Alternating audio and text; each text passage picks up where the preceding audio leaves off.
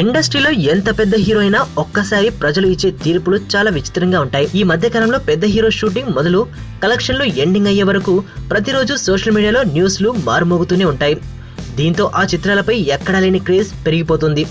అయితే మంచి సినిమాలకు విపరీతమైన క్రేజ్ వస్తే ఫెయిల్యూర్ చిత్రాలకు అదే స్థాయిలో పబ్లిసిటీ వస్తుంది.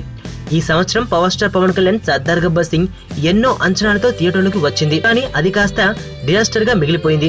ఇక మరో అగ్ర hero super star Mahesh Babu Brahmotsavam చిత్రం కూడా భారీ అంచనాలతో థియేటర్లో విడుదల కాగా మొదటి రోజు నుంచే ఫ్లాప్ టాక్ రావడం మొదలైంది. ఇలా ప్రజలు ఇచ్చే తీర్పుకు ఎంత పెద్ద హీరో అయినా కట్టుబడి ఉండాల్సిందే అని మరోసారి రుజువైంది.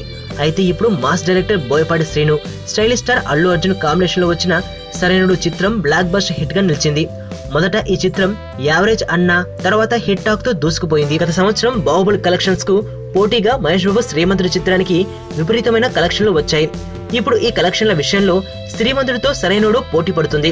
ఒక రకంగా చెప్పాలంటే చాలా ఏరియాల్లో శ్రీమంతుడిని క్రాస్ చేశాడు సరైనోడు. శ్రీమంతుడు ఏపీ తెలంగాణలో 58.87 కోట్లు వసూలు చేసింది.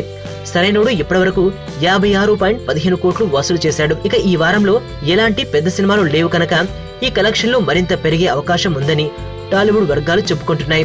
ఇక కృష్ణా కర్ణాటక లాంటి ఏరియాలో శ్రీమంతుడిని దాటేసి ముందుకు వెళ్లిపోయాడు సరైనోడు. కాకపోతే ఓవర్సీస్ లో బండికి పెద్దగా పేరు లేదు కనుక అక్కడ బాగా తేడా వచ్చింది. శ్రీమంతుడు ఏకంగా 18 కోట్లు వసూలు చేస్తే సరైనడు మాత్రం 3.74 కోట్ల దగ్గరే ఆగిపోయాడు. ఇక శ్రీమంతుడు ఓవరాల్ గా 85 కోట్లు వసూలు చేసింది. ప్రస్తుతం సరైనడు ఖాతాలో 71 కోట్లు ఉన్నాయి. ఇక బండికి మాలీవుడ్ లో మంచి క్రేజ్ ఉంది. దీంతో బన్నీకి మలయాళం మార్కెట్ బోనస్. ఈ సినిమా అక్కడ ఫుల్ రన్ లో దాదాపు 6 కోట్ల వరకు వసూలు చేసే అవకాశం లేకపోలేదు. మలయాళంతో కలిపితే ఈ మొత్తం 75 దాటేస్తుంది. మొత్తానికి ఓ యావరేజ్ సినిమాతో ఇంత మొత్తం వసూలు చేయడం అంటే బన్నీ ఇమేజ్ ఏ స్థాయిలో పెరిగిపోతుందో అర్థం చేసుకోవచ్చు. వైలెన్స్ లేకుండా చూడగలిగే లవ్ స్టోరీలు ఎప్పుడు వస్తాయి కదా.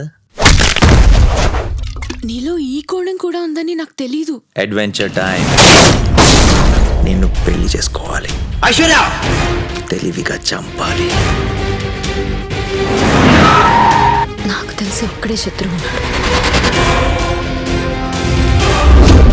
నేరం బయటపడే ఛాన్సే లేదు.